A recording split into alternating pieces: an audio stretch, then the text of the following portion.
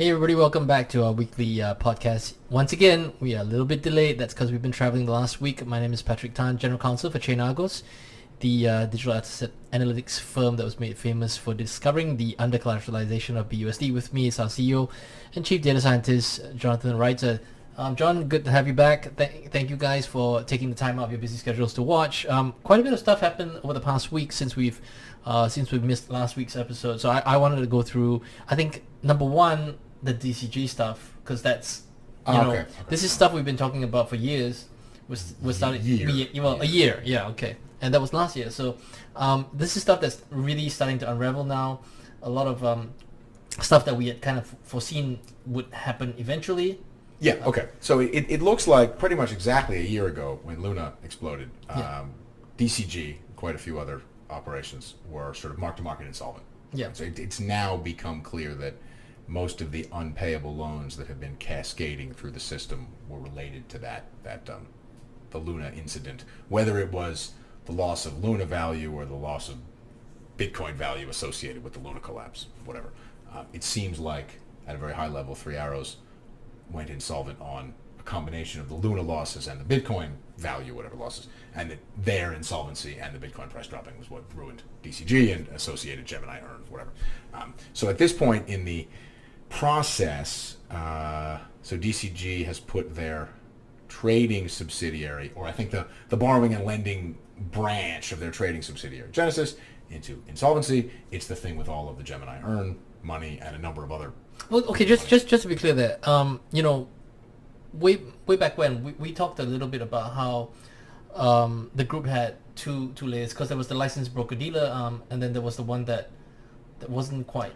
Yeah. So Okay. So the thing that's in insolvency is the borrowing and lending trading sort of operation. Yeah. The thing that's not in insolvency is the regulated broker dealer. Correct. And that, if I recall correctly, the reg cap for that broker dealer is like $20,000. It's very small. Yeah. It's a very small business. The borrowing and lending business had $900 million of Gemini earned deposits. It's clearly a much larger business in a sort of bank capital kind of a sense. $900 million in deposits requires more than more than $25,000 in capital. At 10% equity, tier one capital or whatever. These are those are large numbers in the 7, 8, 9 digit range, whereas the government required cap for the broker dealer was tiny. So it's kind of an irrelevant business, presumably irrelevant revenue wise as well, because it's a function of fees and all kinds of stuff like that. So at the moment, DCG is continuing to negotiate with the creditors of this borrowing and lending thing. The highest profile creditor, and I think the largest individual creditor, is the Gemini Earn program. So I believe they're in a standstill agreement with those creditors to negotiate throughout May, 30 days, 31 days, whatever it is. They owed principal payments on a lot of loans around now. Supposedly they've paid back the external debt and that they have not been able to pay the internal debt. They issued a statement about how they were in discussions with capital providers for growth capital and to refinance outstanding intercompany obligations. So they're still trying to get the money. Nobody's really seen the consolidated balance sheet of this group and what the historical earnings and free cash flow and whatnot were. Yeah. So some have speculated that Barry Silbert has the money and personally has taken it out of dividends or whatever, and just could cover these payments if he wanted to. We have no clue if that's true. Oh, okay. It's also possible that the money's been taken out, but it doesn't all go to him, and we have absolutely no idea. We do know that from Genesis's statements and DCG statements that a lot of money was borrowed from Genesis to make investments on behalf of the DCG of the parent company, including buying stock back and some other stuff like that. This is all from their public statements. So it seems like if they have the money, they're just trying to avoid giving it back for as long as possible. It does seem more likely that they do not have the money, but who knows?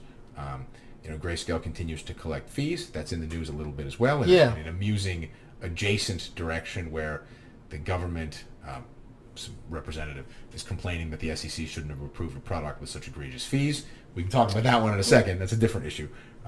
Representative Sherman, I think. So that's kind of funny, only because that's also not what the SEC does. But yeah, I mean, So we may be nearing the end of this process because he can't just refuse to come to a settlement forever. Yeah. And we now know, this is from statements that have been issued for the last few months, but we now know because they haven't made these payments, when they assumed the Three Arrows liability, DCG stepped in to its subsidiary and said, they owe you $1 billion, $1.1 billion, whatever. They defaulted. We'll take that, and we're going to promise to give you the money. Okay, but it now appears that that rerouting of the promise may be a little bit of a fictitious thing because they didn't have the money. Yeah. He may have thought they had the money then, but it's quite clear that from a cash flow perspective, they did not. It wasn't serviceable in the short term Also, to be clear, they took what was, I don't know the exact tenor of the loan, but it was not a multi-year loan. It seems like these were relatively short-term rolling correct. to Three Arrows. They assumed the money paid on that, and they replaced it with owing them the principal amount of the loan in 10 years. So I guess they can argue they expected to receive enough cash to cover that from Grayscale within 10 years. That may well turn out to be true. I mean, that depends on Bitcoin prices 8 years from now, but it's not insane. Remember, they collect 2% of the balance every year. Yeah. Right. So you're talking about 20%. No compounding in this math on video. 20% of the contents of the fund in 10 years. So there's a lot of Bitcoin there. There may well be plenty of dollars to pay this stuff back. Similarly, they owe some Bitcoin as well. They borrowed, so they can definitely receive that from Grayscale. Right. So I forget how many thousand Bitcoin collecting the fees. So that that one doesn't seem like it can go on a lot longer because the internal loan they can't pay on, and so the subsidiary can put the parent in bankruptcy for not paying that one back now. Correct. Start the auction of assets process or something. Which is the where we've come to the bit which I think everybody cares about the most, because what happens then? Like I think a couple of weeks back, there was an erroneous, whatever the case may be, a message went out to suggest that some of the Mt. Gox Bitcoin was being sold down. It was completely untrue. It's just a rumor. But that did send Bitcoin prices immediately tumbling by about 8%, if I recall correctly, within a very short period of time before they recovered slightly. So now we've got sort of like a slow motion train wreck coming on. I mean, if there is an implosion, if there is a collapse, if there is an appointment of a liquidator, would we see similar sort of reactions? Although I don't think so. No, it's not a similar situation. So the Mt. Gox one, the concern right, is that there's this big pile of Bitcoin that had been sitting there forever, and I guess three things can happen. One of them is they just give the coins out to people and they just keep the coins. So that's a thing that can happen. Or most of the coins they just keep. Something else that can happen is the government, and I guess in this case it's the Japanese government, but it could turn out to be other tax authorities or whatever, just sell the Bitcoin for cash and then distribute cash. Yeah. There's no reason to believe that's going to happen, but it's possible, right? We can talk briefly about the FTX IRS thing where some weird tax filings might come out that cause a lot of immediate selling. And then the last one that I think is the most likely scenario in most people's minds, and the one that precipitated the selling, is that they begin to distribute these Bitcoin, and because these are all coins held for a very, very, very long time, that they just assume most people will sell them for money. Yeah. It doesn't seem like something like that will happen in the case of Genesis, Grayscale, DCG, because there's no reason to sell the Bitcoin that are in the trust. Yeah. I mean, I guess there are people who would like to sell some of them, right? But that's not no one's advocating here for selling those for cash. Similarly, the idea that the Grayscale Bitcoin Trust would go insolvent and be involved in some kind of liquidation doesn't seem possible, because all it does is hold a bunch of Bitcoin and make payments denominated in Bitcoin that are a percentage of those Bitcoins. Yeah. So it probably there are some dollar payments associated with maintaining the entities and the audit fees and the listing costs and the rest of it, but I don't think those are meaningful numbers in the scale of whatever billions of dollars of assets in the fund. I guess Grayscale could give up, right? That does happen, but it seems more likely that. But I mean, logically, you wouldn't, because you have the fees, like. Well, I mean, look, I don't know what other liabilities they have. We've never seen a balance That's sheet. true. So that's it's true. Possible. Yeah. I mean, so you saw Bitrex file for insolvency listing government fees, penalty payments, whatever fees, fines as their biggest liabilities. So the idea that something's going on with Grayscale and they come out and say, we owe trillion dollars on whatever, and they just, okay, I'm not predicting that, but it would not be astonishing if some part of that group had something like that, right? So, I don't think anybody would be completely taken aback that happened. No, the concern is that DCG goes into insolvency, and then more GBTC shares get sold on the open market, and the premium gets pushed down further. You'd wonder if some group wouldn't fund a buyout of this, promise to do a better job, a buyout of promise to do a better job on surveillance to try to get some kind of ETF thing, or they're of course allowed to switch from redemption only to from issuance only to redemption only. Yeah. So they could switch to redemption only. What you'd see then is a closing of the gap between GBTC and Bitcoin prices. Yeah. And ETH, and they have a whole bunch of trusts. Yeah, correct. Most of them are much smaller. Yeah. Whether that would be the price coming down or GBTC, that's a market price question. Yeah, correct. You'd expect in a scenario where DCG's GBTC holdings were being auctioned off by the bankruptcy court, sold by the liquidators, and this thing was converted to allowing redemptions mode, that probably both things would move a bit, because there'd be some selling and there'd be some. I think it'd probably mean they would certainly get closer. So that's the concern. The worst case scenario for the long-suffering holders of GBTC is that DCG pukes all of their holdings in a very ugly fashion, and no redemptions are still permitted, and that drags out for long enough that some kind of really ugly forced redemption process happens where they're selling the coins for dollars as well. That's a complete mess. It is not likely short term, but it's of course possible. And the holders of GBTC have just been, paying fees forever and suffering for it. So they I'm not saying they deserve some respite, but Could this be an opportunity though for the Gemini group? I mean, if they succeed, in coming to some kind of settlement where they kind of take over. Oh, do you think the Winklevants want to be paid? Look, I don't know if Gemini has the cash to facilitate this, but the idea it's never occurred to me before, that the Winklevants are, trying to get given Grayscale or whatever their pro rata share of the liabilities is, Grayscale, and then they'll fund paying out their depositors themselves. I don't know that they have access to that much money. Maybe they do. I don't know. Well, I mean, beyond that, right? Well, it would be an interesting outcome, because the Winklevi have been trying to get their own ETF, Bitcoin ETF, for the longest time, right? Now you have a bit of a mess, and the Grayscale guys pretty. No, look, that's fair. I mean, as far as KYC type compliance stuff is concerned, I think Gemini is considered pretty good. They've had some CFTC issues with market conduct, but not with KYC money laundering type. Yeah, correct. So the idea that and second market has DCG's prior incarnation, Grayscale's prior incarnation as second market, did have some SEC problems with issuance and redemption process and securities, whatever the form of securities trading document problems. So it is certainly believable that a different group led by those guys from that exchange might have a better chance of getting approval.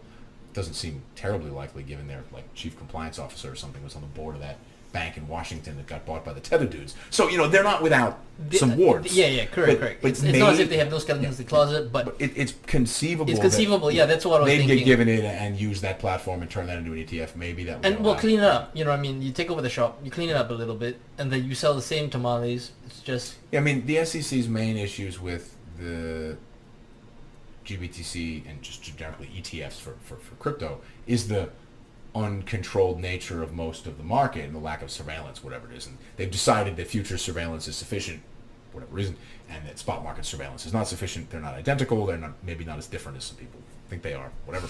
No, but they're not identical. Correct. Different things. So it's possible that they would decide that a different group came to the table with a better proposal. And this is the we've made this point regarding regulatory clarity quite a few times. Just yelling, why won't you approve the same process 8 times in a row, isn't helping anybody. They may well come with a different process, and the answer is, we'll give you some ground on that one, or And again, they're allowed to switch the thing to redemptions only mode. Look, as far as I know, they could say in the first and third quarter of every year we're doing issuance, and in the second and fourth quarter we're doing redemptions. Enjoy yourselves. Yeah. Right? They're allowed to do stuff like that. They probably would need a week in between. It's not securities trading legal advice, but you can set up something like that, right? That is possible. I don't know that anyone's ever done it, but there's no reason that you can't. Right? It's not explicitly banned in any way. The problem that GBTC in particular has had is nothing to do with ETF conversion and KYC. It's to do with second market's history of having issuance. This is well documented, by the way. Yeah. This is something that you can really just go and have a look at. And I mean, the second market SEC stuff is still up, right? So they had issues with issuance and redemption at the same time at different prices and different procedures. That's not allowed. And they did change. I mean, that's documented. They changed the processes arbitrarily without necessarily. Well, I mean, there's a long list of very detailed allegations and findings and settlements and agreements and lots of stuff. And whether they have erred on the side of redemption of issuance only to be safe on the legal front or to collect fees or whatever, it doesn't matter on some level. So anyway, that's where that one is. We do seem to be approaching the end of that game because they can't refuse to pay them forever. And if they don't have any money, now that they've defaulted on an intra-group liability, so some context in insolvency, most banks, most financial companies are a whole bunch of companies. This is why FTX filed like 100 companies. Correct. Right. And money that's owed within the group isn't treated exactly the same as money that's owed outside the group. Right. So you can have different kinds of settlements for internal versus external. Grayscale and Genesis are subsidiaries of DCG. Only parts of Genesis are in insolvency. But if DCG were put in insolvency, you'd probably see a situation where the other subsidiaries were also put in insolvency, but operating in insolvency. So they would be, you can still operate, right? If your business is still solvent functionally, you can carve out it, whatever. And then those internal liabilities would be treated somewhat less seriously than the external ones. So if DCG owes a bunch of money to Genesis and Genesis owes a bunch of money to whoever, to the Winklevoss.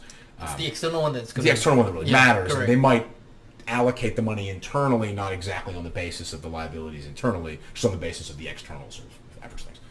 So that would likely change where the parent company put into insolvency. Certainly their solvent subsidiary assets would be sold off. Okay. So, switching gears a little bit, I know we're coming up to interest rates. Interest rate announcement. I don't think there's going to be any real surprises there. I think it's more or less what everybody kind of expects that it's going to be. So, and I think more interestingly would probably be, and how this is relevant is because all the Moon Boys will be looking to see either rate pause, rate cut, something along those lines to make some kind of justification. But I think that, honestly, I think that ship is kind of sailed. We're kind of like in a dead zone when it comes to. So, okay, I guess I think of this more from a interest rate trading background. Sure, let's go. I mean, the thing that the government, by the government, I don't just mean the U.S. I mean the Bank of England. Everybody's hiking or holding rates at high levels.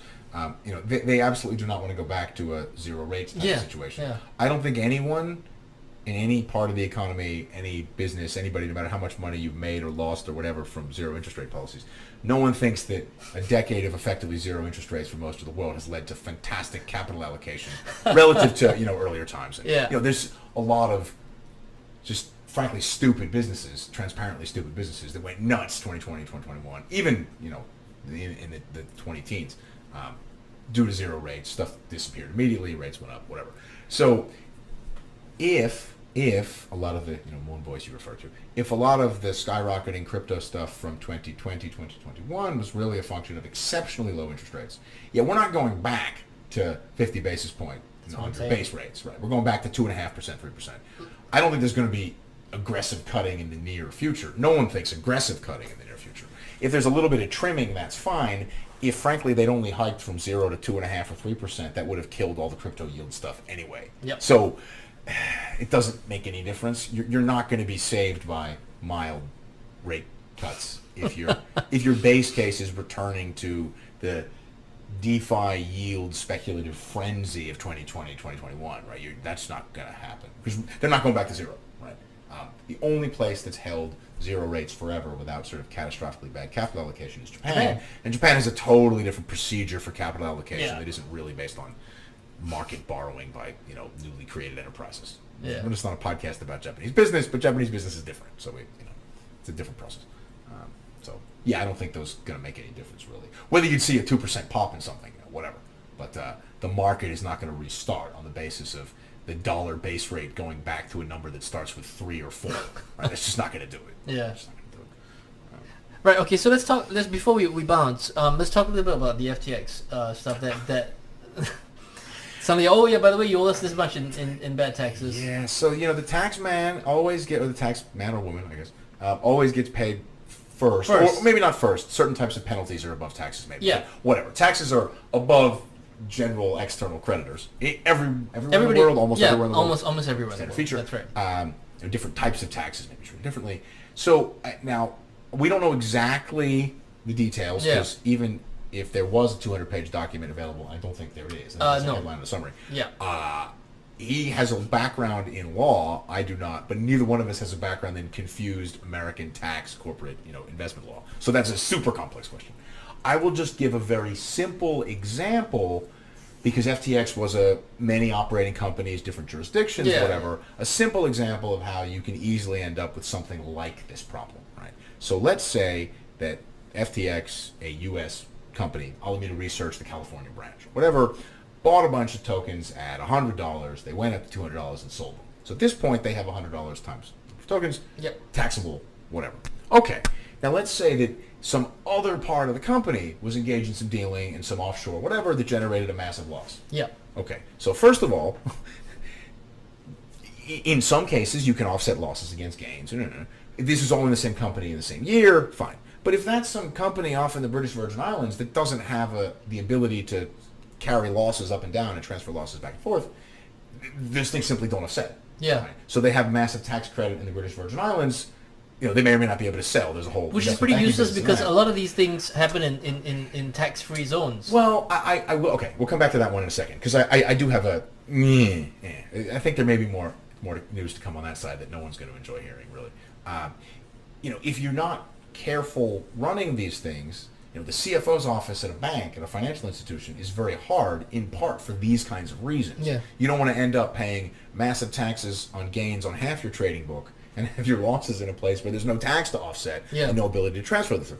Again, some Japan, because I have some historical Japanese business experience, there are limits in Japan within a corporate structure how many levels you can transfer losses through. Yeah. So many subsidiaries in Japanese conglomerates are direct subsidiaries of like the listed parent company. So Mitsubishi UFJ Financial Group, the listed company, has a tremendous number of subsidiaries because in Japan, if they're like 5 or 6 levels down, as is common in a lot of the rest of the world, you can't pass the losses back and forth. So you end up paying ridiculous amounts of tax and accumulating useless tax credits.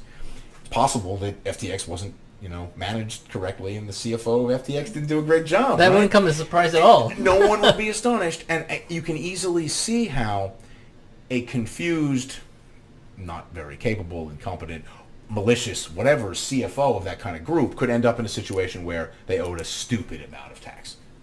Nobody questions that they're owing $40 billion means the CFO did a bad job. Yeah. Right. Now, it's also possible the government, in a sort of trolling exercise, is trying to bill them for 1 year's taxes, and then they're going to give them credit for the next year, but the insolvency guys haven't, I don't want to start a conspiracy theory here, but it's possible that the liquidators simply haven't filed the next year's returns with the offsetting credits.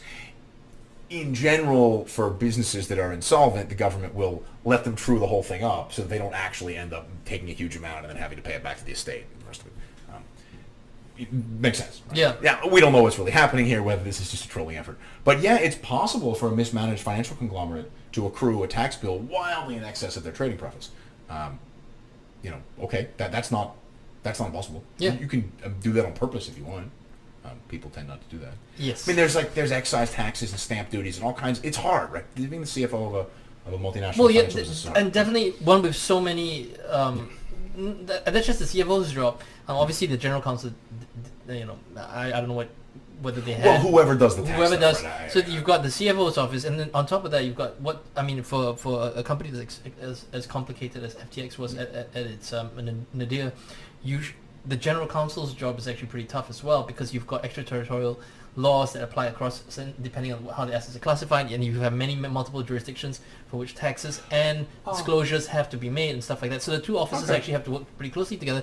But it appears that either none of these offices existed or nobody had a clue. I mean, I guess it's conceivable something similar vaguely applies to Binance, who supposedly doesn't have a CFO or might or whatever it is. But that at least looks like a somewhat professional operation. I say somewhat only because there's not much information. We don't have enough information to actually make a determination either way. Whereas, FTX really looked like a clown show in real time. So it's not that shocking. Yeah. Yeah, and again, the liquidators may be perfectly happy to go along with some government vaguely trolling effort for a while. We have no reason to believe that's the case, but, I don't know, we could believe just about anything about FTX. Yeah, that one's quite funny, using offshore low-tax jurisdictions, but then having an onshore... They had onshore presence in Japan, a couple places in Europe, many places, many places with their real taxes... real and tax, all kinds of foreign ownership, excise taxes. Exactly. Withholding taxes, and the rest of it. So, but on that note, that's it for this week. We're going to mention Canada. We got to mention Canada. So that's right. They were not. I don't think they were in Canada. Maybe they were. No, they were not in Canada. But a couple places have left Canada. And Binance is one of them. Binance, a number of exchanges have left Canada, and I think there's an interesting observation to be made here in that, they vaguely complied with the UK advertising restrictions a year and a half ago. Yes. Canada, so there are plenty of jurisdictions where you're not supposed to operate, don't advertise, but the attitude is, look, if people here manage to get access to your offshore service, we're not helping them out, but this is not our fault. Yeah. So, Singapore with FTX, the comments were, look, we're a small country, we can't block the internet, we don't block the internet, whatever, you can access it, not our problem. Totally fair enough. Yeah. Canada, a lot of Europe, whatever, have similar attitudes. Japan is much more aggressive about... Kind of like a reverse solicitation kind of thing. Yeah, right? Something like that. Which somehow is known as reverse inquiry in finance, even though I think it's just an inquiry. But whatever, that's a vocabulary problem. The U.S. is really the only place that very aggressively goes after people for not just soliciting business, but providing access to business. Yeah. So the U.S. insists that you make sure people can even use the platform. Correct. Or have a process to prevent. Yeah. Whereas a lot of countries don't care so much. I think saying to Canada, all right, well, and then letting people use Canada on VPNs. Maybe that's the strategy. I don't know. Could be. Similarly in the UK, banks there won't make bank transfers to most crypto-related things, and advertising's totally banned. Yeah. If you manage to get around those types of restrictions, you're on your own.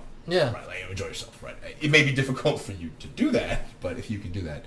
France has some kind of a licensing regime in progress. Now, if you follow that, I guess it's okay. Binance is supposedly licensed in Yeah, there's France, some kind of licensing. Right? Something like that. The Binance France version is supposedly licensed in France. Now, if you still access offshore Binance from France, whatever, or these other exchanges, right? There's lots of... But that'd be funny, though. Obviously this is not the case, but it'd be funny if the Binance France portal actually just linked you out through the back door.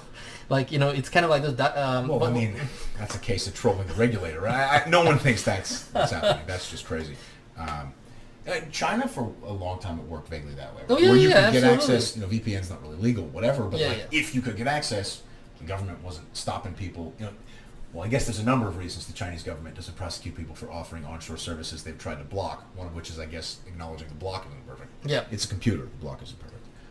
But the Canada dynamic's amusing because that seems to be a country where places have decided openly complying with this rule is fine, and we know that these places don't have fantastic procedures for filtering out VPN access and the rest of it.